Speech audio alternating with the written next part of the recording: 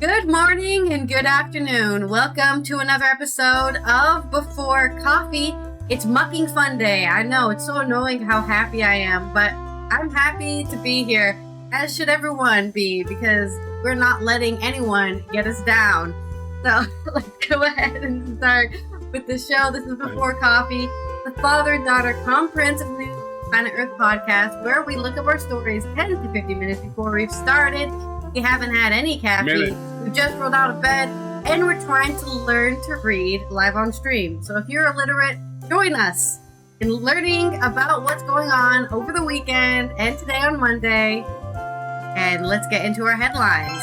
Today on Mucking Fun Day, Denmark's army extends compulsory enlistment to women for the first time. Woohoo! For equality! Yes, and as the Dalai Lama turns 90, who will be the next Dalai Lama? Well, Gunga Lunga Gunga Lunga.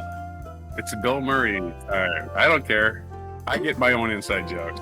Met Police will not charge Kneecap over Kill Your MP video. And the birth rate crisis is even worse than you've heard. In culture news, BBC says it should have pulled Bob Vylan's Glastonbury livestream over anti-Semitic chants. And it's National Meteor Watch Day. So what? There goes another one. Another meteor's flying by. June 30th. We're almost done with June. It's halfway through the year. June 30th, 2025.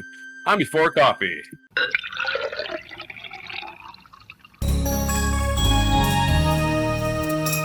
Bob Vylan's Glastonbury live stream started chanting, fuck the IDF, free Palestine, and for some reason that's anti-Semitic to not hate in other countries. Oh, the IDF makes you anti-Semitic against one party. We'll talk about it. We'll get to the ranting right on that story, but for now, we're going to not talk about that. We're talking about a totally different military. Denmark's military. I thought it was Bob Vylan, the guy that was a star of that PBS show, This Old House. No, I think I don't actually know this. I don't know all the artists in the world, but I'm sure I didn't know Bob Vylan. This guy is famous for being this way anyway, so everyone's so, surprised. Outspoken musician is outspoken. How dare he? Wait. Shut up. Musicians should be outspoken, daggone it. Yeah, exactly. Let's roll our segue so we know what we're going to talk about in between. Our politicians are cowards. Why should our artists and singers be cowards too? I gotta move my fan. Give me a second. Move your fan. That's cool. Okay, our first segue is going to be associate this story with something else. So either your own story or reminds you of something, whatever. It's a very loose segue. Okay. Very loose one. I think the looser the segues, the better, because I'd rather have a good segue than I don't know what to say here. Color blue. Yeah, I don't know. Loosen up your segues. Yeah, loosen it up.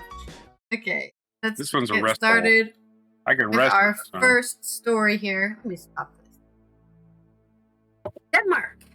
Good news for people in Denmark who want to be enlisted compulsory in the military. I mean, I think if you're going to have a compulsory enlistment, yeah, just do everyone. If you're already forcing people to be in the military, just do everyone. Who cares? But we need those women to make more children. Those women will not make children in 18 years from now. Okay? The military, it will teach you self-sufficiency. It's very good. Again, a lot of people need this shit. They do need it. And again, it will kick in their ass, and some people do make it career. I mean, you got to defend your, country against fascism, for one thing. So, yeah. The military. Unfortunately, in this world, you need one, because humans are assholes. Yep. We all like utopia, but it don't exist. And like I talked about, I think, on Friday, right? Veterans are very important to keeping that democracy that you care about so much. Mm-hmm. Actually signed up for it and said they're going to protect it, and they mean it. They don't mean, because so many, depending on how long you're enlisted, right? You can serve for 2 years or you can serve for 10 years, and there's going to be different leaders maybe at the time. So you're definitely not saying, I signed up for Obama's the United States, I'm only going to defend Obama's U.S. No, you're defending the U.S., okay? And that's the same here for Denmark. And then, if you join during one term, you can get out during the next one. Exactly. So whatever. I mean, you're not signing up for your. That's the great thing about enlistment is that you're signing up. Of course, I'm talking about this like I could ever have been enlisted. I would probably at the most been at a desk somewhere because I have asthma. I would have not passed boot camp. I would have been passed out. I would have definitely been just like, you're not up to snuff. Yeah, sorry, I have asthma. I can't run for a mile straight for 3 hours. Sorry. Depends on whose army and how desperate. Depends on whose army and how desperate they are for people to join. I mean, but at the end, Hitler was taking 12-year-olds. I mean, if you ever watched Jojo Rabbit, that's depressing. But Jojo's Rabbit was not a documentary. I know. I said it was a depressing movie. I didn't say it was a documentary. It says depressing. Little kids. Let's get into my story before we talk about this for 10 minutes. This is from James Brooke on The Independent. Mm-hmm. Denmark is set to make military service compulsory for women for the first time, marking a significant shift in Scandinavian nations' defense policy. I mean, I'm sure there's female Viking. I mean, you read about it in history. Move aims to boost the number of young people in the armed forces, extending a requirement previously only applicable to men. Change means that while both men and women can still volunteer for service, any remaining places will be filled through a gender-neutral draft lottery. Until now, women could only join the Danish armed forces as on voluntary basis. They weren't saying you can't join equal rights. Yeah, equal rights, baby. The police policy comes as 20-year-old Katrin, a female soldier, recently completed her final military exercises near the Danish army barracks in Ovet, 25 kilometers north of Copenhagen. After nearly 4 months of intensive training, Katrin and her unit, with camouflage paint smeared across their faces, were seen scanning the horizon for threats across dense woodland. Katrin and other female soldiers spoke to the Associated Press on June 11th on condition of anonymity due to operational security had volunteered for service earlier this year. In this situation, the world is now. It's needed, Katrin said. I think it's only fair and right that women participate equally with men. Under new rules passed by Denmark's parliament earlier in June, Danish women who turn 18 after Tuesday, so like actually tomorrow, the 1st of July, if you turn 18 after the 1st of July, you will be entered in a lottery system. So if you're 19 already, you're not in the lottery. They're not going to retroactively add anyone who's 19 right now or 18 right now. Only everyone after. So stop turning 18. This is your last chance.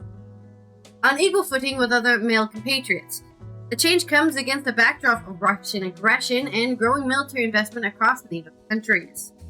Even from the relative safety of Denmark, Russia's full-scale invasion of Ukraine casts its shadow. Lessons from the Ukrainian battlefields have even filtered down into their training. That makes it very real, Katrina said. Denmark's gender parity reforms were originally outlined in 2024 as part of a major defense agreement. The program was originally expected to be implemented by early 2027, but has been brought forward to this summer.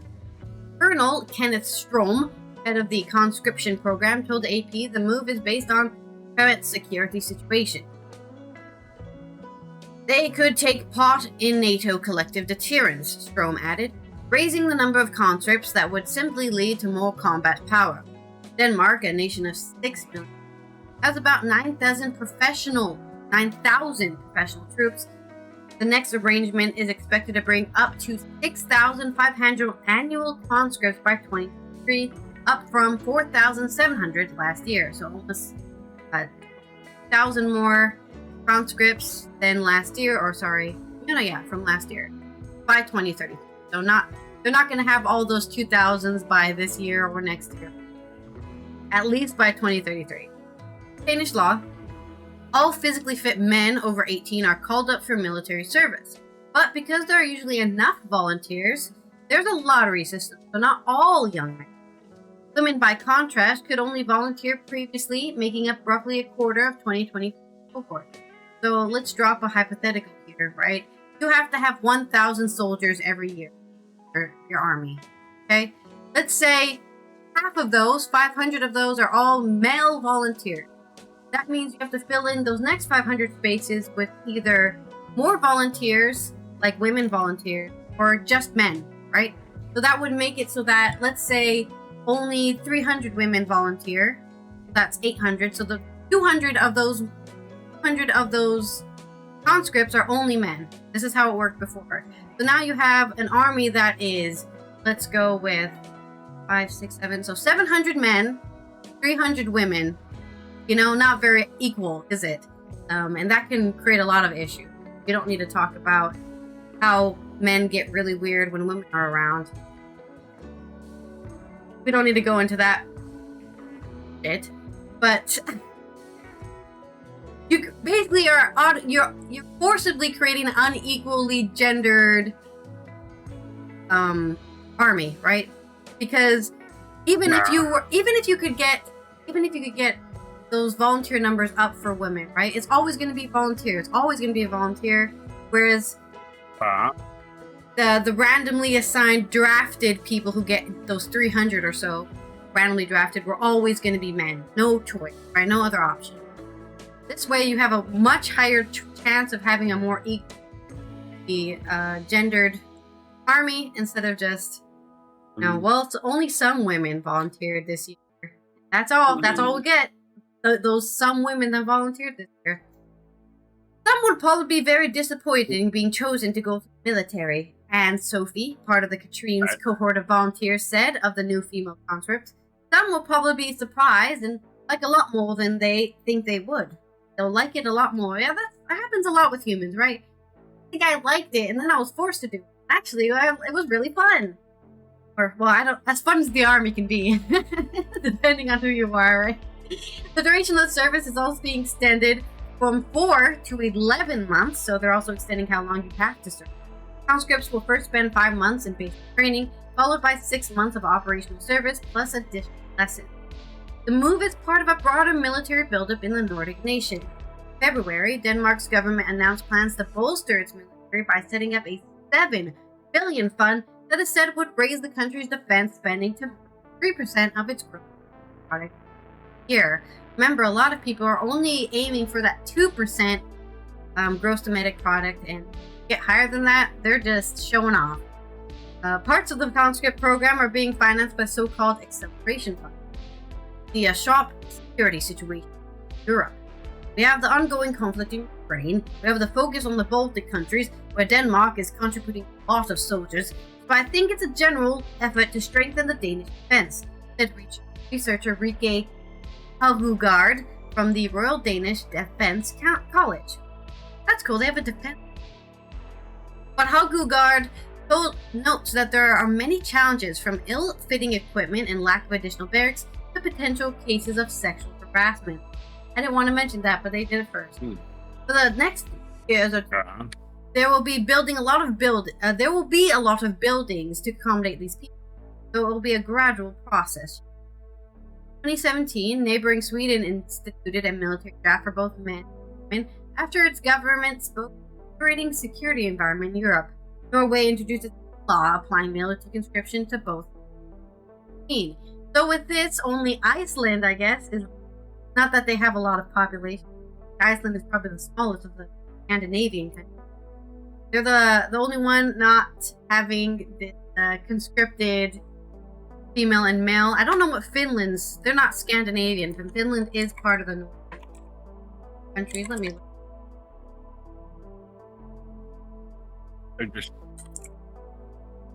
All right. Then, yet again, the Nordics can brag about being better than everyone. They're the happiest countries, and they have more equality. And sorry, their taxes are really high, but then they don't have to care about anything because their taxes pay for everything. Your taxes are high, but you don't have to put grandma asleep when she's 65. Yeah, exactly. Finland currently only has a adult male conscriptions. Finland and Iceland are catch up with the rest of them, I guess, in the Nordics. The number of female volunteers annually for Finland is at 300. That's pretty good, actually. So, but that's still 65% are Finnish male. They actually have a pretty good balance just through volunteers. There's your story on conscription, and equality, I guess, gender equality.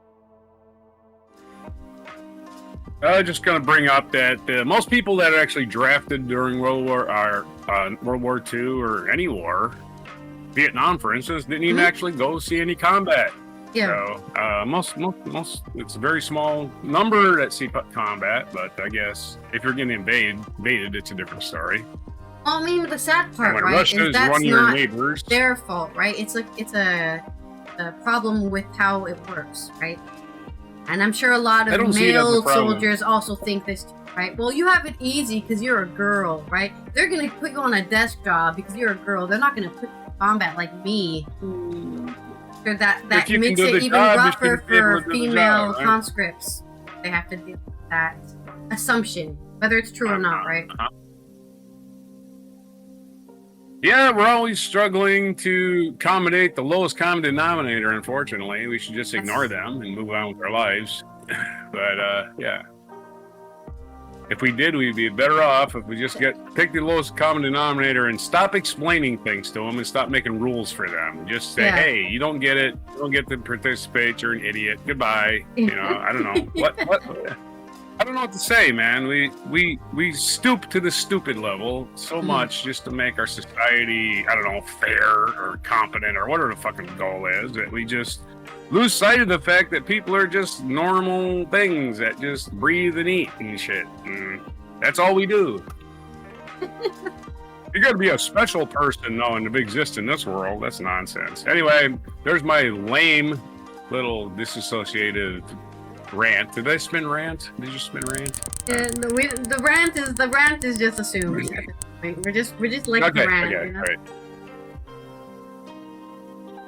Okay, we're gonna talk about the Dalai Lama. And my next segue is a bad pun. Right, a bad pun about the Dalai Lama. Yes, this is from the Times.com. Arjuna Ashvani-Ham, and this is for Dharamshala, I think, India. Who will be the next Dalai Lama? As he turns 90, the leader is making plans. Tucked away behind a small gate of a bustling street in Dharamshala, a former British hill station in northern India, school children in pristine blazers play in intermittent monsoon rains. They may not know it, but it's possible that one of them might be the future spiritual leader of a 6 million strong community of Tibetans. Outside, the city's buzzing. Next Sunday, July 6th, the 14th Dalai Lama will turn 90.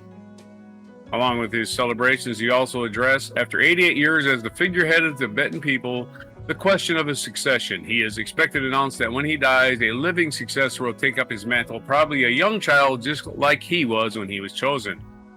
It would be best if he stays longer until 113, says 9-year-old Tenzin Wangmo at the TCV School for Tibetan Children. Her classmates are preparing to perform traditional guitar and dancing for next week's celebrations. Any one of them, part of Tibet's second largest community in exile based in the foothills of the Himalayas in northern India, could potentially be chosen as the next Dalai Lama. As could any of the thousands of Tibetan children living in India, some of them smuggled here and left behind by their families. Really? The search for a successor, recognizing the leader's reincarnated form, is shrouded in mysticism and little understood outside closed religious circles. Senior Tibetan monks undertake an elaborate quest to seek out, rather than choose, the Dalai Lama's next incarnation. The process involves dream interpretation, inference from omens and ancient rituals, and pilgrimages to sacred sites. Clues may also be found when the body of the deceased Dalai Lama is cremated. Smoke direction is monitored as a potential indicator of the direction of rebirth. Well then, the current Dalai Lama was found at the age of 2 after a senior monk saw his village and house in a vision at Lamo Latso, the Tibet's mysterious oracle lake. When the monks turned up at his doorstep in the remote Amdo region, the boy was able to recognize artifacts that belonged to the previous Dalai Lama, including a ritual drum and a walking stick. "It's mine," he reportedly said at the age of 15. He assumed full political power. Oh yeah, 15, oh! Chocolate milk sundaes for everybody! Anyway, I don't know. Whatever the process, it was almost certain that the reincarnation will be a child, When asked whether it was likely a child may be found in India, Tenzin Likshe, the official spokesman for the Central Tibetan Administration, replied, obviously, as of 2018, 85,000 Tibetans lived across 45 settlement camps in India. Well, I didn't know it was obviously. That's why we asked the question, man. There's no Tibetans in, like, China or France? I don't know. Jeez. Don't be so snotty about your answer. I mean, it is crazy that we live on a huge world, right? And it's like they're all here. Right. Fishes. Yeah. Oh, they found a Pope in South America and Chicago, for crying out loud. Why can't they find a Dalai Lama there? Anyway, if a reincarnation has to be sought out, it would be best if they were born in Dharamshala. That's right, for convenience sake. Right? It just happens to be a coincidence. He's my brother-in-law, anyone Tim. can be the Dalai Lama, but these ones are special. And of course, when you say the proper greeting for the Dalai Lama is naturally, hello, Dalai. That's the anyway. The Dalai Lama has spent a long time here. If he's reincarnated here, he would flourish and live very long. Her teacher, Sarang Dolma, 46, break down the thought of the Dalai Lama's passing. I'm so sorry, she said. He's such an important figure in our lives, and we don't usually draw this question so near. We keep it at bay. After she gathers herself, she adds, but we have to accept the reality. Now the younger generations have to take responsibility on themselves.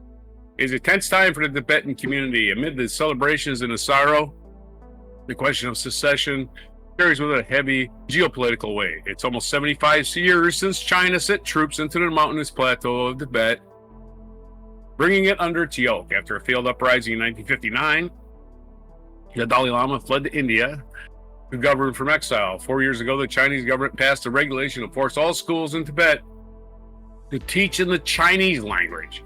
Children are sent to boarding schools in China for Sinicization. Gross. Sounds like a reprogramming. Anyway, reprogram your children. They must conform. Today, surveillance is pervasive. Artificial intelligence, DNA surveillance, to monitor whole families and location tracking are deployed with the ambition of making China's grip iron strong.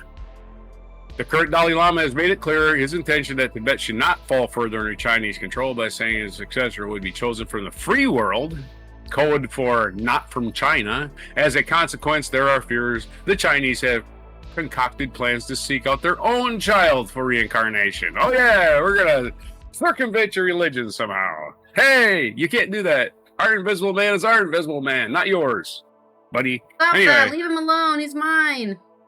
Yeah, our invisible man. Invisible man stealers.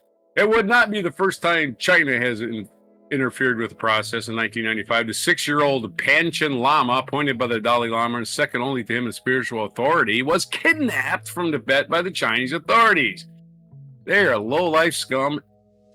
They're just low-life scum. Yeah, Neither he nor his family have been seen since. So the question of how India and the U.S. international community responds is one big high stakes. I don't know. Maybe some carpet bombing. We did that to Iran. Oh wait, all right, they're China. We can't do that. We're strictly going to bomb people that can't fight back. That's right. In 2020.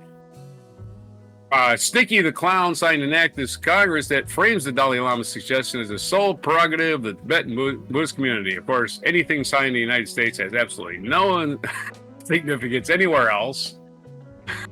So who gives a shit? Who cares? Oh, the island of Gora Gora out in the South Pacific signed a proclamation that the United States is made entirely of chocolate candy. That doesn't mean anything. Hey, don't forget that, the mayor of New York is a bell or whatever for the rest of the world. Bellwether for politics in the world, right? That tells you everything about the world. The mayor of New York. No, it doesn't. It's just a lot of people live there. It's a big city, so people care. That's the only thing that matters, all right? It's not because, oh, no, this is going to predict election in Colorado. Nope, not going to predict nothing anywhere. Anyway, back to the story. Minutes away from the Tibetan school in a crowded Buddhist temple, 2 child monks clad in maroon robes chatter, laugh in hushed voices. They are both Rinpoche, a Tibetan term for highly respected Buddhist figures, and this case, lamas are spiritual teachers. They're children. Anyway, more and most importantly, both are recognized by the Dalai Lama as reincarnations. Buddhists make pilgrimages across the globe to seek their blessings. All right, you want a blessing from a 10-year-old? That's going to make your life better? I hope so. When I'm older, maybe I should do that and see if it does anything. Hey, maybe. Hey, I'm of the opinion that we're born perfect and we just deteriorate our entire lives. We just get worse, and some people deteriorate faster than others. That's all. Right? We're born with the knowledge of the universe. We're born with the knowledge of the universe in our mind, and we spend our lives trying to unlock it. And some people don't even care. And those are what we call stupid people. Anyway, when I am older, I hope to be the teacher of the 15th Dalai Lama, grins the 11th-year-old Tenzin Wenjin. Well, I hope. That's a lot. Accompanied by a monk and aged only 6, Tenzin was bought from his home in Laduk Nubra, a valley close to the disputed border with China. The idea is to see if he had the ability to interpret spiritual texts. Some are fond of reading spiritual texts and are drawn to Dharma at a young age, says Tenzin. Some remember previous lives, chips in the other monk, 11-year-old Kunga Jordan. What were you doing in your previous life? I was a fisherman. Okay, cool. Because most people in their previous lives were the king of all humanity or something. It's like, oh yeah, okay. You're never just some slave girl. You're some fucking, right? No, my past life my life. I was a pharaoh of Egypt. No, you weren't. Shut the hell up. Next week, we will be a long anticipated moment for Tibetan Buddhists worldwide. Everywhere is booked. Our next week, says Jen La, a local monk. But beneath the celebratory veneer is worry. Not our Worthy, James Worthy of the LA Lakers. No, but beneath the celebratory veneer is worry. How will a child fill the shoes of a Nobel Prize winner who, having escaped Tibet on foot at just 23-year-old, disguised in Chinese military clothes, went on to build brick by brick the schools, homes, and institutions of the entire Tibetan exile community? For Tibetans in exile, everything is at stake. The Dalai Lama has shaped and protected our community since 1959. For someone like me, he's like a father figure. It's like imagining a father dying, says Rinchen Dorji, 32, escaped to Tibet with his mother at the age of 6. The challenge that the Tibetan community is defined by fracture, exile, and dysphoria. Everywhere in Dharamshala are stories of families ripped apart and children left behind. One of the biggest problems in our communities that a lot of our people are leaving to the West and are not able to take their children, so they leave them behind, said Konsang Tenzing. Kind of a musical name, Konsang Tenzing. Founder of the Stories of Tibetans who fled the country with his aunt when he was 6. Now, one of these lost children might well become the next leader. After their escape, Rincha's mother left him and his 2 sisters at the TCB boarding school in Dharamshala and went back to Tibet. Since then, they've communicated only once via an hour-long phone call, his mother driving far away from cities into a barren land to escape Chinese surveillance. Just to make a phone call, right? You just got to go out to some, get some burner phone and go out to some barren land and go, I got to I'm using equipment that's in another country to make a phone call. Renchen's case is not isolated. Again, we don't want to live in a surveillance state. In case you're curious about what's going on in the United States, we're living in more and more surveillance states as people just turn in their neighbors for random things. I don't know who wants that, but hey, fascists do. I know that. Renchen's case is not isolated. For years, it has been nearly impossible to speak to people inside the country, particularly since the 2008 unrest, during which the Chinese government reported 23 deaths through the CTA reports. Though the CTA reports far more, if families outside do find ways to communicate, such as through Chinese app WeChat, they are immediately incorporated into a Byzantine surveillance network. Yeah, Byzantine, rolling back to antiquity for this stuff, right? Rare leaks from Tibet have suggested Byzantine, really? Byzantine. That's not the antiquity. That's not really the antiquities, but. Well, that's not Neanderthals yet. Rare leaks from Tibet have suggested emergency crackdowns have heavily restricted freedom of movement and forbidden movement from monks and nuns. Internet monitoring has also been heightened next week as China fears the birthday and succession announcement might trigger uprisings. For many young Tibetans in the diaspora, however, it'll be time for celebrate the resilience of the Tibetan community. Despite decades of harsh struggle, my grandfather was believed would be able to return to Tibet, so he and the family stayed at the border for his whole life, says Tenzing Pasang, 28, who runs Students for a Free Tibet, the Dharamshala-based NGO. This is the belief my grandfather had in the future of Tibet. Now I can only really live that in his memories. Day by day, we are trying to hold on to our identities. And children of Dharamshala also have other dreams. When I grow up, I want to be Miss Tibet, laughs 10-year-old Tenzin Norgay, whose mother migrated to America when she was 3. Then I can go to New York and see her. Oh, man. Go see mom. All right, so that's your story. Who's going to be the next Dalai Lama? It's going to be a child. We know that. They don't ever pick somebody that's like, I've been waiting all these years, and I'm look for Dalai Lama. You can be there longer, so. That's right. Okay, I have a bad pun, and it's a very bad pun because you'll get it once I tell the joke. Here we go. Okay, hold on. Jeffrey Epstein, Prince Andrew, and the Dalai Lama walk into a bar. Bartender says, "Sorry, we don't serve underage here." Because the Dalai Lama, unfortunately, has tendencies. Has been found hanging out with underaged. I don't know if it was boys or girls. Either way, it's bad. Don't forget about that, guys. Don't forget about that. It has a Catholic Church problem, he does. Or a Southern Baptist problem, as we found out. Hey, I'm a really powerful religious leader. That means I can touch little boys. Wait, where was that in the writing? Where was that? I don't remember that bit. Part of the Holy Sacrament. It's the Holy Sacrament. It's the balls tickle. It's part of the Holy Sacrament. God damn. Anyways, let's roll the next segue and get into my next story, which my next 2 stories will be about Glastonbury, so I hope you're excited to hear about that. I'm sure a lot of people have already heard about this stuff, but I'm going to talk about it anyways. Batman. And you rolled Associate again. You want to re-roll? Really? Yeah, let's make me work this time. Okay, let's see what we can get you.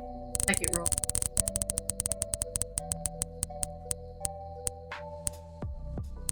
The wheel just does the same spin twice in a row a lot. That's weird. Now it's a haiku. So there you go. Okay. Now I have to give me those syllables. Okay. This story is coming from The Independent, again by Athena Starvu. Kneecap, which is a Irish rap group, will not face charges over a video that appeared to show one member saying, "Kill your MP," police have said. The Metropolitan Police said the Irish rap group will not be prosecuted for comments allegedly made at a concert in November 2023, when one member was recorded saying, "The only good Tory is a dead Tory. Kill your local MP."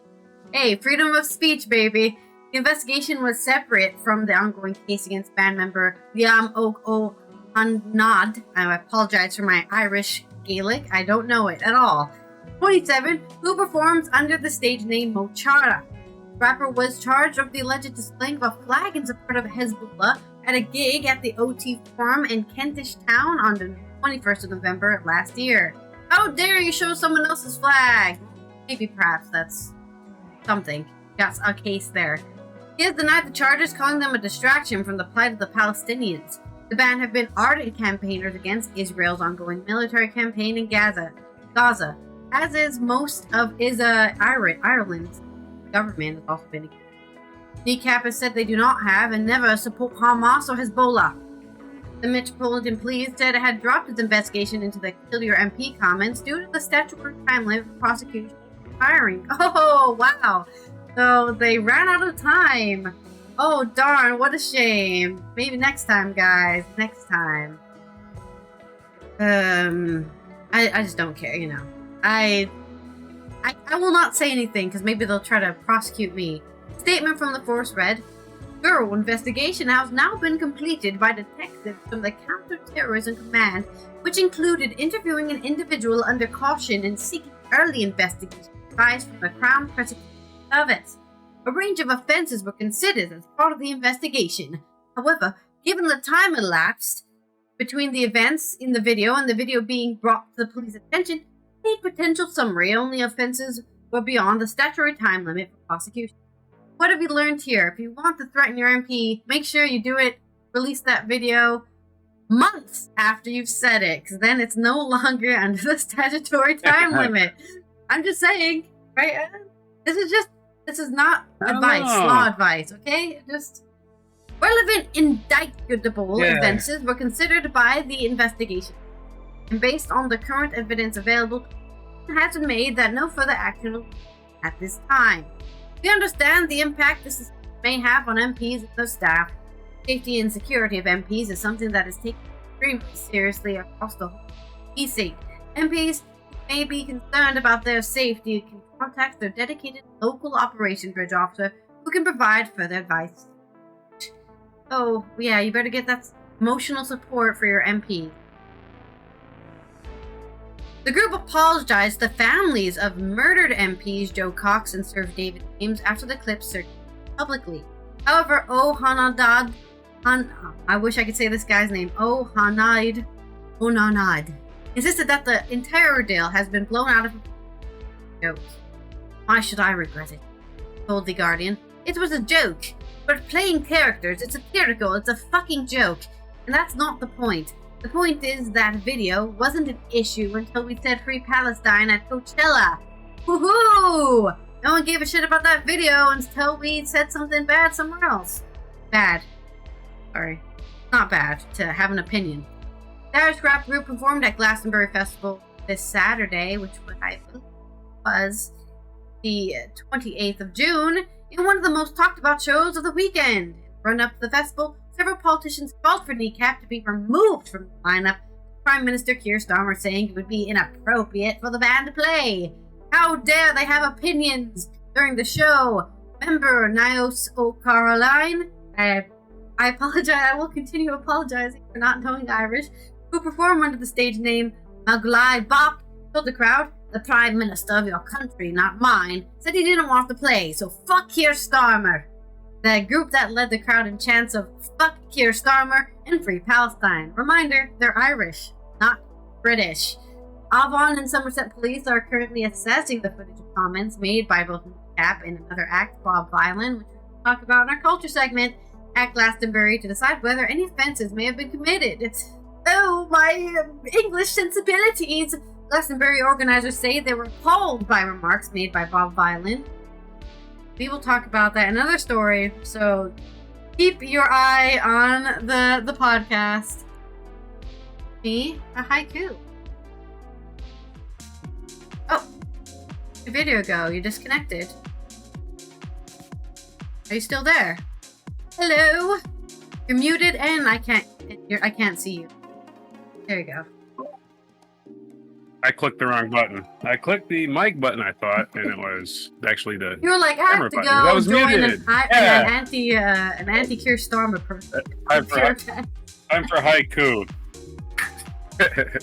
No, I'm not anti-Starmer. I was like, at least he's not you really fascist, be? You don't really live there, right? It's like me being anti-Macron. It's like, I don't really care about the guy. He's not my freaking president. Yeah. They screwed up Brexit, so everything other than that is probably better. Yeah. All right, your haiku. Free speech is not free. Don't yell fire in a crowd. Or kill the MPs. That was pretty good. It even rhymed. That was actually really good. Yeah, nice job. Hey, find my sound. Mm-hmm. Yeah, some rounds of applause here. I was rounding up you a video. Oh, right. Here it is. I just... Woohoo! Okay, where's the woohoo? Yeah. Next. All of them. Woohoo! There you go. No, I don't want to read it. What the hell? Nice. Okay, let's roll our next segue. Which is... Some Some sarcasm. Okay, let me get my sarcasm lips on. Whoa. For your next story. Oh, you only had one story. I thought you had two. Alrighty. No, the Glastonbury one is going to be like my culture segment, like actual. Because this was about just a general kind of thing that's been happening since November. The hair on my eyes is starting to bother me. Time for a haircut, right? All right, we're going to talk about the birth rate and the world birth rate. Okay, this is from theatlantic.com. Mark Novikov. The birth rate crisis is even worse than you heard. First, the bad news. Global fertility is falling fast. The aging populations of rich countries are relying on even fewer workers to support their economy, which again, why are you anti-immigration, morons? You need workers, or nope, nothing gets done. Oh, wow, shit ain't getting done. What happened? Oh, you deported all the workers. Oh, we're stupid. Got it. Anyway, the aging population of rich countries are relying on even fewer workers to support the economy, dooming these younger generations to a future of higher taxes, higher debt, and later retirement, are all three. Birth rates in middle-income countries are also plummeting, putting their economic development at risk. Practically the only countries set to continue growing are the desperately poor. By about 2084, according to the global standard, United Nations World Population Prospects, the global population will officially begin its decline. Rich countries will all have become like Japan, stagnant and aging, and the rest of the world will become old before it ever got a chance to become rich. Sorry, did I say bad news? That was actually the good news. Based on estimates that based on estimates that turn out to be far too rosy. Every 2 years, the UN's demographers, if you're a demographer, I want a job as a demographer just so I can say that. I'm a demographer, at cocktail parties. Anyway, that's my little dream. Every 2 years, the UN's demographers revise their population projections, and for the past 10 years, they've always had to revise the same direction. Down. Next year, they'll do it again. In reality, the worldwide population decline is set to begin decades ahead of their expectations because global fertility trends are much worse than they, and probably you, think. Jesus Fernandez of Villaverde, the University of Pennsylvania macroeconomist, studies how poor countries develop. This development usually happens alongside a fertility transition. As people move from rural areas to cities, their economic opportunities expand, and kids become less crucial as a source of agricultural labor. Women gain access to contraception and education. They go from having about 6 kids on average to 2. Fernandez Villaverde calls this the standard modernization story, and he's been teaching it for decades. Much of Fernandez Villaverde's research focuses on Latin America, an economically middling region where one would expect middling fertility rates. In recent years, however, births in some Central and South American countries have plummeted to rates far lower than most rich countries, in defiance of the standard modernization story. Each year, Fernandez Villaverde updates his data on Latin America birth rates, which he gathers from countries' official birth certificates, in preparation for a class he teaches about the region's economic history. He first began noticing in 2019 that the UN was too optimistic, but only in the past few years did the discrepancies become downright alarming.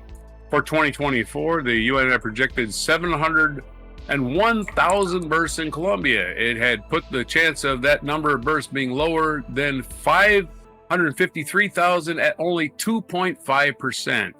In the end, Colombia saw only 445,000 births in 2024, which is way lower than that 553. It's like, I don't know, 20% lower, right?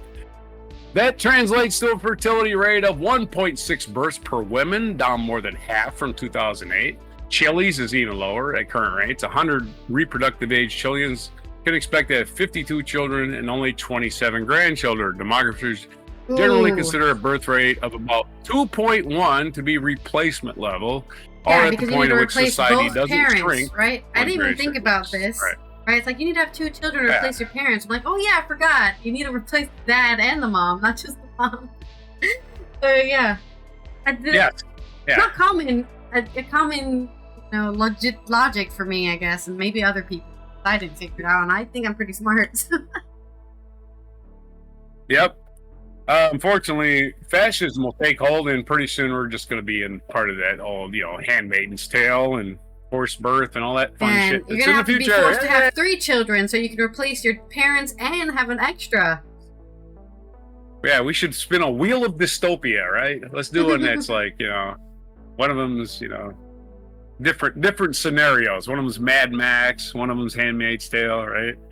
Anyway, the discrepancies were not limited to South America. In 2024, Poland's births were also below the 2.5% probability cutoff. I haven't heard of that before. What's the probability? As were Estonia's and Cuba's, and Azerbaijan's and Sri Lanka's and Egypt's. They're supposed to be outlier results on outliers at all. The world is just not having as many babies as the UN thought it would. Digging into the UN's model, Fernandez Valverde found something even stranger. For nearly every low fertility country, the UN projects either one of 2 outcomes. The fertility rate will flatten or it will rise. Yep. Oh, you can tell they're not scientists. There's only 2 possibilities. It can go up or stay even. Can't possibly go down. Uh-oh. That's a real... Denial. Delusion. Right. They say denial is just not a river in Egypt, as we bring up Egypt, unfortunately. The fertility rate will flatten or rise to a number somewhere between 1 and 2 births per woman, still below replacement level, but not quite as catastrophic. Oh, rosy scenario land is where they're at. The United States is in the first category. Our fertility rate has fallen steadily since the Great Recession from 2.1 to 1.6. One might therefore expect the decline to continue, but the UN projects the U.S. birth rate will stay flat. Okay, UN. Good luck with that projection. Anyway, not just this year, but also 2026, 2030, and 2060, 2090, never rising above 1.6 or dipping low. Never rising above 1.7 or dipping low 1.6. So it's going to level off somehow. What's the mechanism that causes it to level off? I'm confused. There is no mechanism. There's no mechanism. It's just going to go the other way. The antimatter. That's what does it. Yeah, magic. Yeah, we know the future exists because of Star Trek. Star Trek wouldn't happen if there's no future. Yeah, that's a documentary, and the other right? Yeah, right. And the I wish it was. Also, I would love to live in an Earth. What is it called again? A federation. I'd love to live in an Earth federation. Everyone. That's right. United together. Unfortunately, we've all been lied to. The future is not the Jetsons, and it's not Star Trek. It's something really, really bizarre. The Flintstones is the actual future. The Flintstones are the future. They're going to bring back dinosaurs and make them into heavy equipment movers and stuff like that. In other categories, are countries such as Thailand, whose fertility rate has been falling for 72 years and has never stopped for longer than a single year. Nonetheless, the UN projects. Yeah, we won't need any real-world examples. We'll just make some shit up for our projections, right? Everyone else sucks, but we're special, so it's not going to happen here. Thailand's birth rate's been falling for 72 years. That's not a trend. Yeah. Nonetheless, there's no trend there. Fewer people having fewer people is a trend. Yeah. Nonetheless, there are UN projects a demographic miracle. Starting in 2 years, the country's birth rate will begin to climb, first slowly and a little more quickly. Finishing out the century, the birth rate of 1.45 up from projected low of 1.2 in 2024. That's fucking hilarious. In other words, Thailand's birth rate's been falling for 72 years, but miracles, the UN sees it turning around and everybody just having kids like crazy. Yeah, that's going to happen. Every part of that appears to be wrong. In reality, Thailand's reported birth rate last year was 0.98. Last time replacing one person that died. I'm replacing mommy. Not even replacing one person. And preliminary 2025 data shows the decline continuing. In a country size of Thailand, the difference between the UN's projection and the real fertility rate through the 21st century amount to millions of people who will never be born. In all, as for Fernandez Valverde recently explained at the research symposium in London, humanity won't start to shrink in 2084. It will start to shrink in 2055. So set your clock. Ooh, something to 30 look forward years to. from now, if not sooner. Something to look forward to. As resources dwindle, fewer people, and since we got fascist governments, we're just going to have, no immigration ever.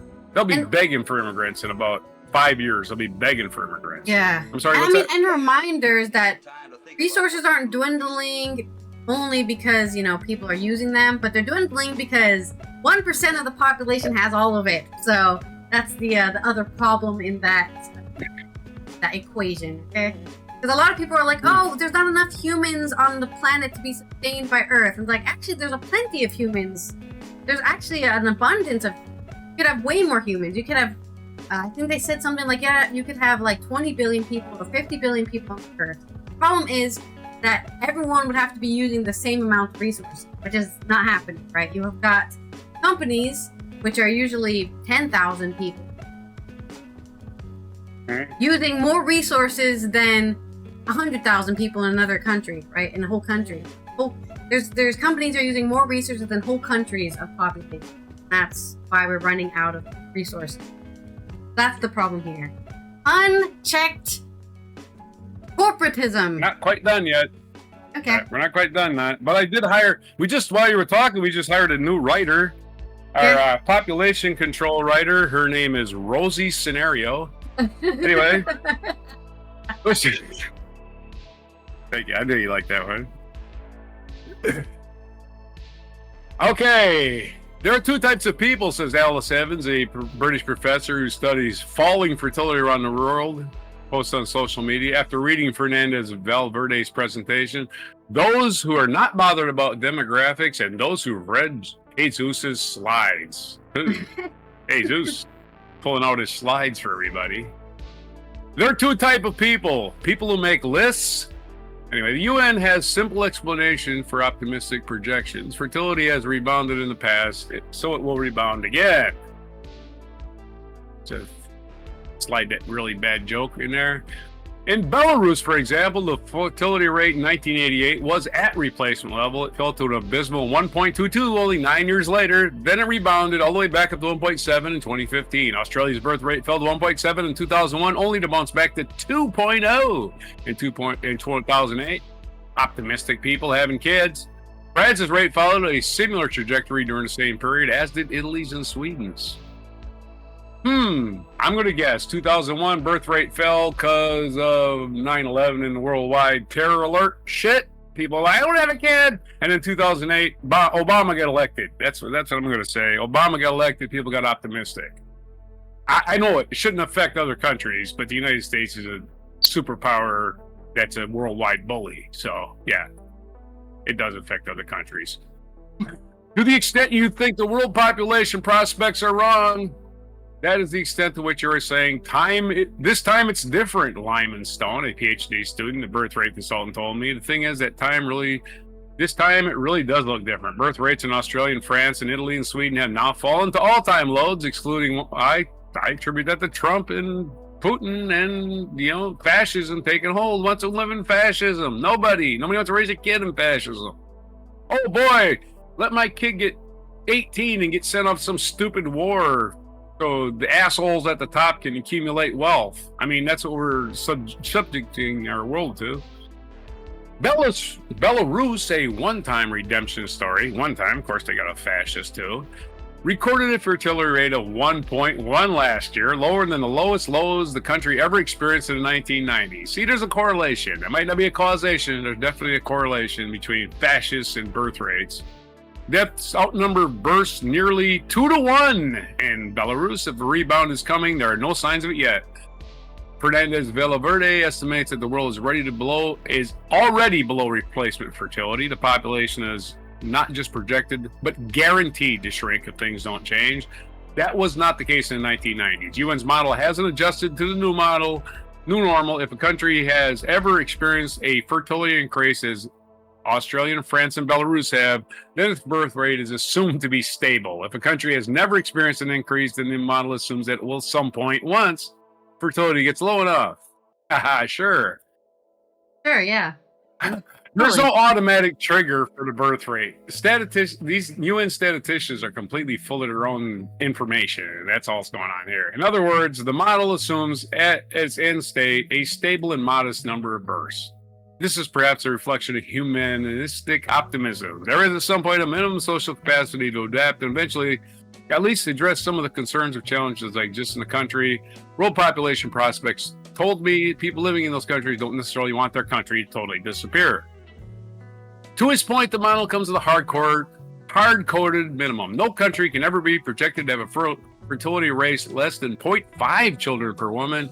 Like the rest of this model, this too might need to be revised. Macau, which the UN analyzes separately from mainland China. Macau is basically a big casino, right?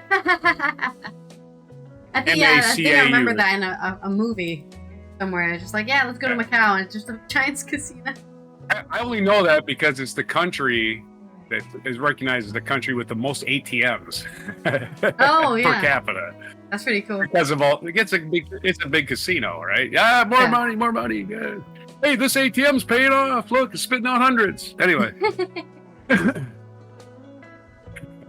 Last year, it fell to 0.58 in a country where nobody wants to have a kid because they're too busy gambling. It looks set to fall even further. In the first 4 months of 2025, births were down to another 13%. If you're not sure why it's also alarming, consider Japan. The conical example of the threat that low fertility poses the country's economic prospects. At its peak in 1994, Japan's economy made up about 18% of the world's GDP, but eventually the country's demographics caught up with it. Now Japan's median age is 50. The average person. You take everybody in Japan and put them all on one side of the room, sorted by age, and the guy in the very middle is going to be 50. That's really scary. That means you're going to retire in 15 years and fewer people to replace them people. And the country's GDP makes up just 4%. So they've 4% of the global economy from 18 during your lifetime. Measured per hour's work, Japan's economic growth has always been strong, but at some point you just don't have enough workers. The fertility rates that doomed the Japanese economy range from 1.3 to 1.5. So imagine what's in store for modern-day Colombia, which is at 1.06, and Chile, which is at 1.03. How will they grow with so few workers? How will they ever become rich if each worker is expected to provide for so many elderly people? The overly optimistic UN estimates that they have obscured just how urgent these questions really are because of the birth rate continues to drop around the world at its current pace. Economic growth and workers' retirement prospects will go the way of those projections, adjusting every few years to a smaller, sadder, poorer future. That's your story. Your sad story of, hey, we're free, and now we have no workers. So whatever. We all got to work our entire lives. But we don't care about making money, living, or having a society. We're just out here, right? Working for our corporate overlords. That's what makes it. That's why we're here. Yep, us humans. No other reason. And we're and the pie that you think you're getting a piece of, that the oligarchs stole from you before you were even born, it's spoiled and in the trash. It's not even a pie. It's a sliver of a crumb of a pie now. Anyway, there's your fun little stories. Please, just a crumb. May I have some more? No, you may not have any, actually. Starve to death. Our next segue is going to be a hypothetical, and we're going to be talking about now the Glastonbury drama. We already mentioned in that earlier story, and this is a pretty big one. I saw this on my thread, so I know it was big enough to be on social media, and I'm sure a lot of people have already heard about it, but we're going to talk about it anyways, just in case you haven't. BBC said it should have pulled Bob Vylan's Glastonbury livestream over its anti-Semitic chants. This is on AP News by Sylvia Hui. The BBC said today it should have pulled a live stream of Bob Vylan's performance at the Glastonbury Festival, which saw the group leading crowds of music fans and chants calling for death to the Israeli military. Why can't they say that? Is there a reason why Israeli military has a protected status in the United Kingdom? That's weird. That's mind-blowing. You can't say anything about anybody who's ever done anything, been Jewish for 5 minutes or anything. So, oh my God, you're anti-Semitic. Yeah, you know, that's what I'm going to do. I'm going to become a Jewish convert, and then no one can ever insult me again because they're being anti-Semitic. Yeah, you're anti-Semitic. Right. Anyways, the British broadcaster called the chants anti-Semitic, and British Prime Minister Keir Starmer said there was no excuse for such appalling hate speech as he took his mouth off the cock of Netanyahu. The BBC has come under heavy criticism for broadcasting the rap punk duo's performance Saturday when rapper Bobby Vylan led crowds attending the UK's largest summer music festival in chants of Free Palestine and Death to the IDF, the Israeli Defense Force. You know, the people who are bombing hospitals and killing babies, shooting entire forests full of children. Those guys, they deserve all the respect. I'm sorry. I know we were talking about being a conscript and serving your country in the Danish story, but that, yet again, right, to reinforce the point we made in that story, you are there to protect the people of your state, not murder civilians freely. That's not your job. Your job is not murder, right? You're a defensive force. You know, I don't understand why you call yourself... It's kind of like the Nazis, right? They called themselves National Socialists, except everything about them was none of that, those words. And that's exactly what the IDF does. They're all about defending Israel by killing people, which is not a defensive strategy. I guess the best defense is a good offense that we're going for. We're going for the NBA saying here. You kill everybody and do a genocide, right? They can't attack you. I guess that's true. Anyways, the BBC said today that it respects freedom of expression, but stands firmly against incitement to violence by saying, fuck, oh sorry, I guess they said death, the idea. I mean, everyone dies someday. That's not a threat of violence. Everyone dies. It's a fact of life. For now, anyway. Whatever. That's what if I was a lawyer, that's what I'd say. Saying death doesn't mean you're threatening anyone. Probably would be a very bad lawyer, and that's why I don't have a law degree. Starmer said the BBC must explain how these scenes came to be broadcast with a camera and the internet. Ofcom, the broadcasting regulator, said it was very concerned about the people live stream and said the broadcaster clearly has questions to answer. BBC said earlier in its defense that had issues a warning on screen about very strong and discriminatory language during the live stream. Israeli Embassy in the UK said over the weekend it was deeply disturbed by the inflammatory rhetoric expressed on the stage at Glastonbury Festival. They told us to stop killing civilians, and that's a threat to my government. Bob Vylan, which formed in 2017, have released 4 albums, punk, grime, and other styles with lyrics that often address issues including racism, masculinity, and politics. Yeah, so I said this before the show started, but oh my god, I'm surprised the political punk, grime, pop group being political. Oh no! No! We should have not known this was gonna happen. Its 2 members both keep their real names secret for privacy reasons. I'm sure people want to take them out. The machine is raging against the machine. Yeah. Oh no! Why are they doing that? Why are they enraged? Posted on social media.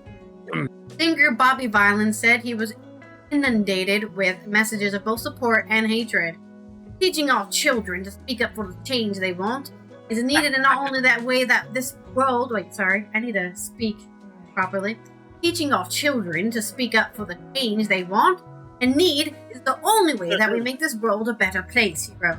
Yeah, lying over onto your belly and saying, oh, Israel, please keep giving me those belly rubs. I won't insult you again, is not the way to teach our children how to have a better world.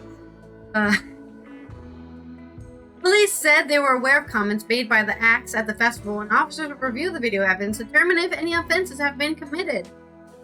The duo played Saturday afternoon, which was the 28th of June, before Irish language group Kneecap, which we've already talked about, also drew controversy for their own stance on Middle East politics. One of its members was charged with a terrorism act, but as we said, it's been waived because it was too long ago. The acts were among the 4,000 that performed in front of some 200,000 music fans this year at Glastonbury's festival in southwest England. Israel has faced many heavy international criticism for its conducted in Gaza, and specifically, not just the war, but the genocide they're committing. Okay, we need to stop talking about it like they're not committing a genocide right now, and they've been doing it for years. It's not just now, right? They've been doing it since, the two-state solution happened, and then just been stripping people of land and stripping people of their own houses, right? You go to the market to get some milk, you come home, Israelis have moved into your house and said, "This is my house now, bitch." That's not normal behavior from any country. I don't care where you live.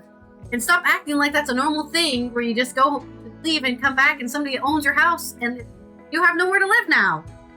Anyways, everyone has, France, the UK, and Canada has issued a sharply worded statement calling for Israel to stop its egregious military actions in Gaza and criticizing Israel's actions in occupied West Bank. Egregious, thank you. Egregious. The war has inflamed tensions around the world, triggering pro-Palestinian protests in many capitals and college campuses. Even yesterday, there was a red line protest in Dordrecht, which is like a huge city. And the whole idea of the red line is to say, we're drawing a line saying they're doing a genocide. That's where we're drawing the line, guys. That's all we want the government to say is, you know what? We admit it. Israel is doing a genocide. Just admit it. Stop lying to yourself. Israel and supporters say the protests are anti-Semitic, which critics say Israel uses such descriptions to silence opponents. Let's just lessen the word. That is very, very strong word.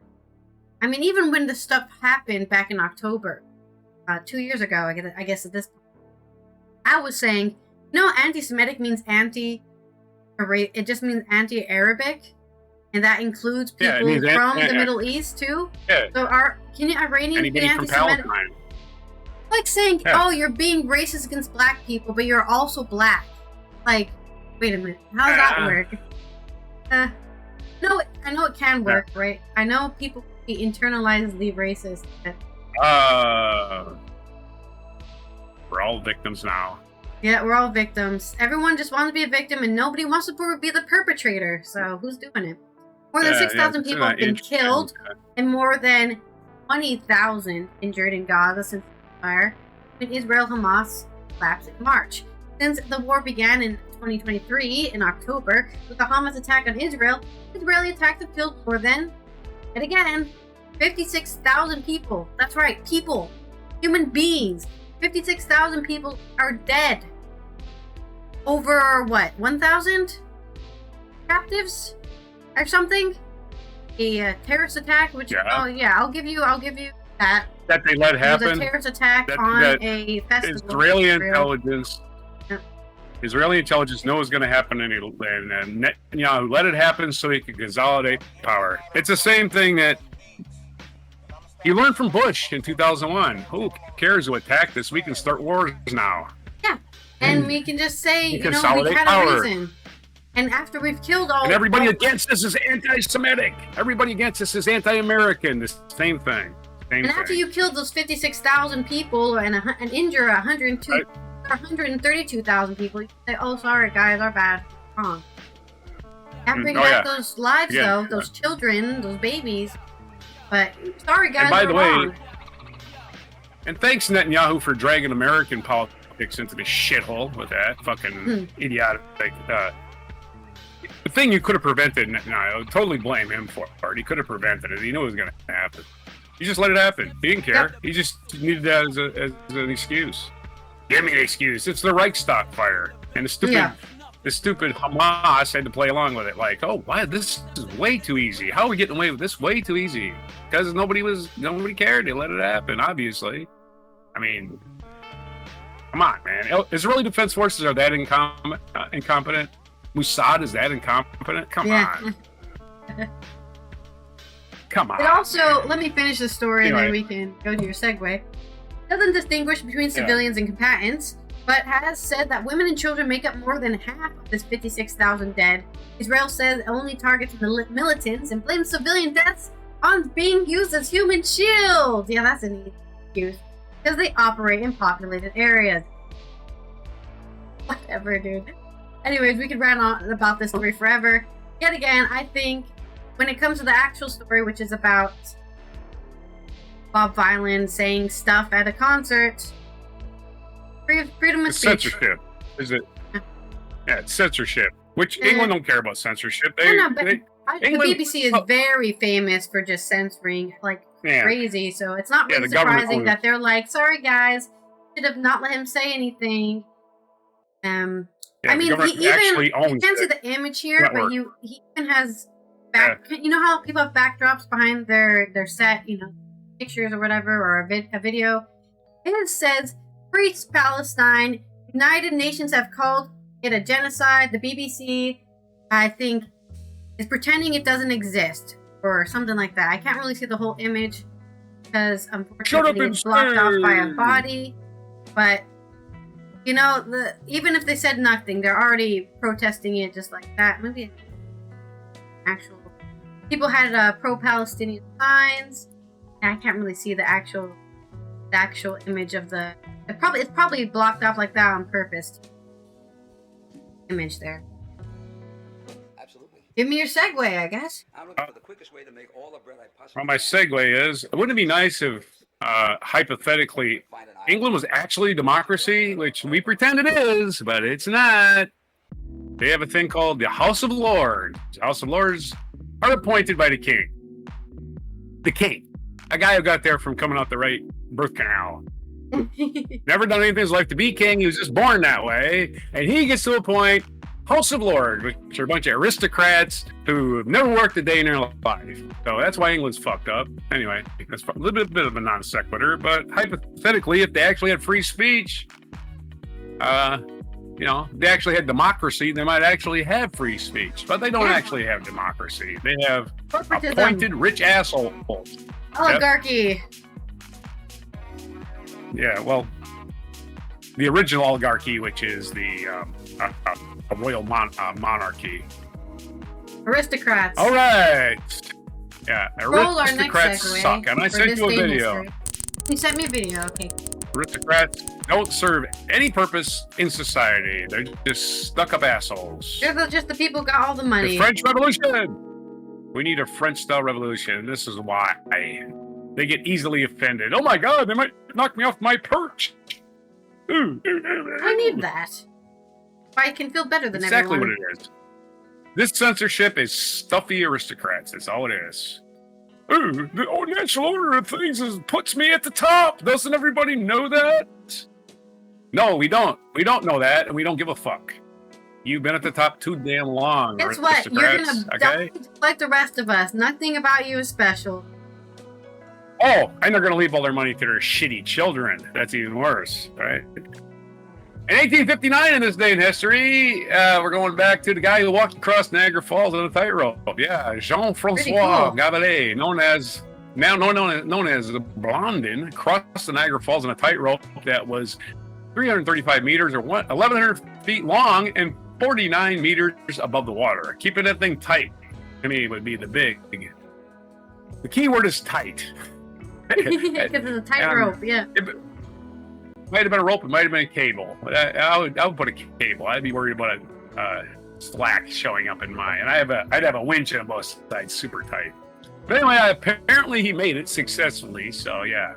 In 1908, an enormous aerial explosion, presumably caused by a comet fragment colliding with Earth, flattened approximately 2,000 square miles in a pine forest near Podkamennaya Tunguska River in central Siberia. The famous 1908 comet explosion, which killed everything. 2,000 square miles. Just flattened everything. Just killed all the animals, probably deafened everybody that heard it. 1936, American author Margaret Mitchell published Gone with the Wind, a sweeping romance set in the Civil War. The novel later won a Pulitzer Prize and was adapted to a hugely successful film. 1937, the world's first emergency telephone number, 999, was launched in London. Okay, London. Okay, this is another reason aristocrats shouldn't be in charge. Okay, you got a phone dial, right? The longest number on there is a 0. The second longest number is a 9. Now you put the telephone emergency at 9. Now here's how you dial a dial phone. 9. You dial all the way, and then you wait for it to go back. And then you dial it again. And you wait for it to go back. And you dial it again. And you wait for it to go back.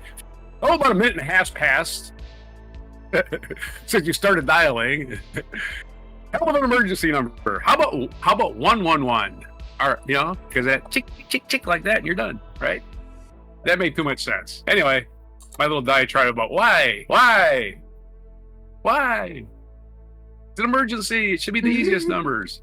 There's a reason New York City has the area code 10 whatever, because we're New York City. We get the most people. We get the biggest, the easiest one to dial.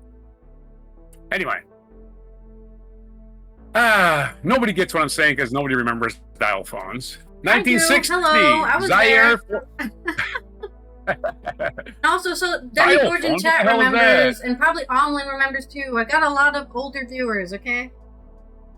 Yeah, back before the beep boop beep boop beep boop was invented, you had to go click click click click click click, click 9 times on its way back before you knew it was a 9. Right? Yeah. So he did this, and those 9 clicks on the way back said it was a 9. Right?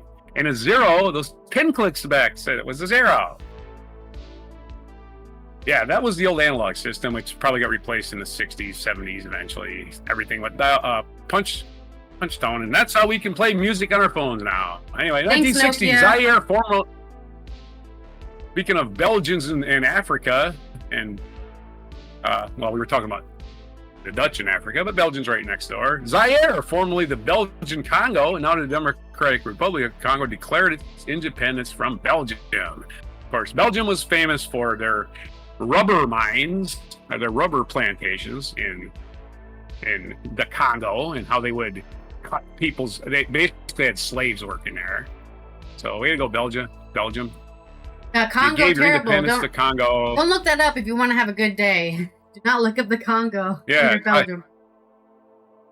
In fact, one of the first investigative reports ever exposed Belgian rubber plantations to the world. Yep. Thank you for those people doing the God's work, really. They were, it's pretty horrible conditions, and they would just cut people's feet off if they ran away. They'd cut them away. You're not running away again. You got no foot. 1966, the National Organization of Women was founded, a mission promoting equal rights for women. Brady Friedan served as its first president. 1985, American swimmer Michael Phelps, the most decorated Olympic athlete with 28 medals, was born. 28! Jeez, I wonder how much they weigh. They're not really gold. They're just gold-plated, but geez. I think the silver medal might actually be silver. I think they're all might be, except for bronze is probably actually bronze. Bronze ain't worth a lot. 1986, in Bowers v. Hardwick, the U.S. Supreme Court ruled 5-4 the states could criminalize gay sex between consenting adults. The decision was overturned by Lawrence versus Texas in 2003. Supreme Court can't make its fucking mind. Yeah. Hey, you can't do something in the privacy of your own home. Yeah, okay. Why do you have any nose in that business? Current Supreme Court. Current fascist Supreme Court working on taking away all of our rights, a little bit at a time, while we don't even notice. Because, hey, that didn't happen. I didn't hear about it. It couldn't have happened. 2001 American musician and company, Chet Atkins. Anyway, Chet Atkins died in Nashville. Doesn't say when he was born or anything. He was a major figure in country music, often credited with developing the Nashville sound. Chet Atkins is a great guitar player. It just says musician and company executive. I have no idea. And here's some nonsense about Donald Trump that I'm not going to repeat because I don't give a shit. And who cares? 1934 is our featured event.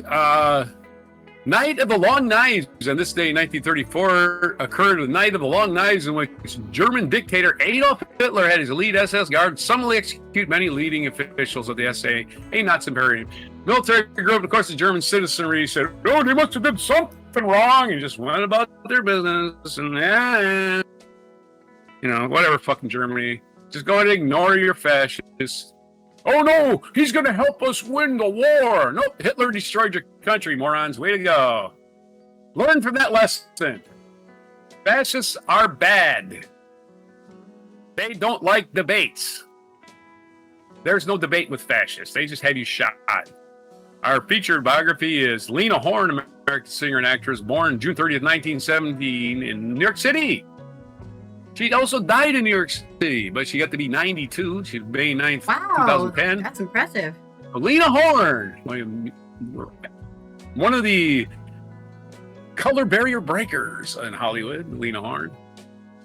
Her birthday's today. Lena Horne was born the exact same day as Buddy Rich, which I know Buddy Rich probably thought that was great because Buddy Rich was a drummer, one of the greatest drummers of all time, and Lena Horne was a singer. And singers love drummers.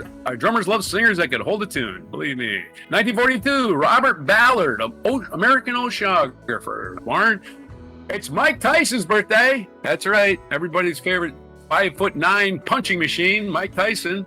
Born in 1966, turning 59. Happy 59 to Michael Tyson. And we also covered Michael Phelps. So a couple of Mikes born on this day and a couple of musicians born on this day. Buddy Rich and Lena Horne. Those are your birthdays, your national day calendar. It's National Meteor Watch Day. So if you got a watch that's made from a meteor, congratulations. Social Media Day. Oh boy, we don't get enough of that. And it's National OOTD. Our world together. A lot of people say social media has ruined the world, but that's only because we all know what's going on now.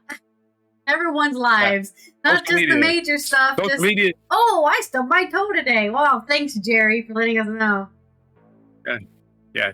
Today's debunked horse shit that everybody's going to spread worldwide before it even gets a chance to be debunked. And it's National OOTD Day, which means outfit of the day. My outfit of the day is this white t-shirt. The classic, so the classic Roger kit right there. Right, it's white until I spill food on it. And those are your days. Your history, your mispronunciation, your spins of the wheel, your news for everything on this Mucking Fun Day. The last day of June, the last day of the first half of the year. Yeah, we're 50% through this year. Barely feels like it started. June 30th, 2025 on before meteors. Yeah, that's true, before right? Meteor. That's what our little countdown's for, right? Before meteors, but. Uh-huh. Yeah, well, that's an asteroid. That one. That's a bit bigger than a meteor. You're right. My hypothetical. Then there's the other negative birth rate. Oh, right. Before the negative birth rate. My hypothetical is, I don't know if you know this, but the reason why the Night of Long Knives even occurred is because the president of Germany at the time, because at this time, Germany still had a president, Hindenburg. And he was like, I know, Hitler hates communists, so he'll get rid of all the communists for me. So that's who they, that's what he did. He got rid of all the communists, and the president was like, woohoo! Yeah! And then they're like, wait a minute, now you're coming after me. Wait a minute, no, you're not supposed to come after me and become chancellor of the fucking country. Wait a minute. Yeah. In the U.S., we thought that was such a good idea, we tried it in the 50s. Tried to identify communists so we could have them eliminated somehow. It's like, yeah, the trouble with that is, who defines what a communist is? Exactly. All right? Who defines that? The Red Scare, man. Oh, you disagree with me, communist. You disagree with me on one of my 40 points I made. Communist. You share your car with your neighbor. You're a communist. You need to die now. You need to go into prison and never be seen again. Yeah, so this is the problem with executing anybody based on of their ideals or their, ethnic minority or anything, right? You can't put everyone in a box and then put that box in the oven. It's fucked up. So, hypothetically, the only time is if he just didn't hate communists for whatever reason, right? If this whole Iron Curtain bullshit never happened, if we didn't create an entire global culture based off of hating certain people for their political beliefs, right? I don't think there's anything inherently bad about being a communist or being a Democrat. Only fascism, right? It's not illegal. And authoritarianism, It's right? not illegal. Not illegal to be a communist in the United States. There's a communist on the presidential ballot every year. So I don't know why. Oh no, he has a different idea. It's gonna, grow hair in the palms of my hands and make me go blind somehow. I don't know. People are fucking stupid. They're afraid of anything that challenges their stupidity. And they want to kill them all for some reason. That's the scary thing is you want to kill them. Someone has a differing opinion. Exterminate them. Yeah, especially the opinion about the invisible man that nobody can see. That they know is 100% true because some guy told me it must be true. Whatever. Anyway, it's also International Day of Tropics for the United Nations. So celebrate your tropics. This is the place in the world that has all those trees, all those animals, so many animals and bugs that we don't even know all of them. Yeah. We're still discovering new ones. Diversity. It has all that seasonal rainfall that increases due to your distance from the equator. So celebrate your tropics and save the rainforests. That's right. It's also International Asteroid Day, which we've already covered. So that's also a UN celebrated day. Well, I guess you were doing meteors, but we're talking about asteroids. So in December 2016, the UN adopted 30th June as International Asteroid Day in order to observe each year at the international level the anniversary of the Tunguska impact over Siberia. So that's why. There you go. We talked about it. So remember when Siberia got destroyed by an asteroid, and that's why it's probably a wasteland. I think it was either an asteroid or a meteor. It was a comet. Yeah, and then in 2029, on 13th of April, it will also be International Asteroid Awareness and Planetary Defense. So it's on your calendar when you're ready to defend against the asteroid. That's gonna come soon. Asteroid. I want to kick your ass. And then finally, it's International Day of Parliamentarianism, which is, of course, when you've got a bunch of people who represent you, and specifically, probably your district that you live in, and they make decisions, hopefully, for what you voted for. Well, does it always happen that way? No, but that's the idea. In the United States, a parliamentarian is actually the person that decides if a bill is actually written properly. Yeah. And recently, the parliamentarian in the United States Senate said, you cannot pass this stupid bill as a real law. You can only pass it as reconciliation. Otherwise, you're going to need 60 votes. So the stupid tax law they're going to pass is only temporary, and it can be repealed anytime. So... Of course, this Parliamentarianism International Day is all about celebrating all those people who go into government and civil service to serve you. All right, that's enough. And, of course, as always, with everything in our world, we're trying to achieve that gender equality because it's really weird to have 90% of your parliament be men and representing a 50-50 population divide. Hey, I've decided abortion's illegal. I'm never going to have children because I'm a man. Wow, that's weird. Huh. Interesting perspective you got there, buddy. You have to do none of the 9 months except for, my wife's annoying and she keeps badgering me to get her donuts. My life sucks. Whatever, dude. Anyways, there we go. This has been Alton from the Netherlands, Roger from the East Coast of the United States as we tie off another long Monday. We are 2 hours long. This stream has been going. I told you we're going to hit it one day. Take your confetti, blow your horn, and we will see you tomorrow for our Good Tuesday News Day, where we will cover all the good news that we can find this week and since last Tuesday. So hopefully we can re-engage your hope in humanity and that there is good stuff happening out there that we're doing for each other. Subscribe, turn on those notifications so you know when we go live. And here is our mic drop moment. Mike Tyson, our Mike Tyson moment. Yeah. Happy birthday, Mike Tyson. Was that your shortest fight ever? I bear witness there's only one God, and Muhammad's blessings and peace be upon him as his prophet. I dedicate this fight to my brother. Everyone loves some smack talk. I'm here to see you. I love you with all my heart. Yeah. His all shortest praise be fight. to my children, I love you. God, man, what? Is this your shortest fight ever? In any time, amateur, professional, ever? Assalamu alaikum, Maida. He asked him a question. Didn't answer it. Next. I don't know, man. I think you're probably still running on adrenaline. I'm coming for you. Mike, is it frustrating I don't to know. train like you did and then have this in 7 or 8 seconds? For this fight. I only trained probably Coming for you, Lennox. 2 weeks or 3 weeks for this fight. I had to I don't know what you said, for your Lennox, Lloyd. but good luck with that, and I'm sorry to hear.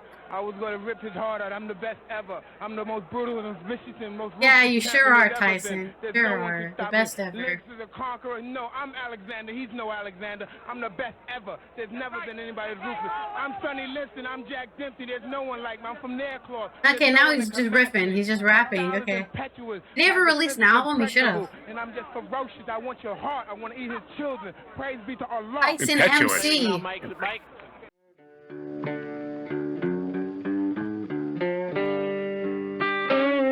Be sure to hit the like, subscribe, and notify buttons, and follow our other channels, Toxic Alley, History of Gravy, and Scratchy Old Records.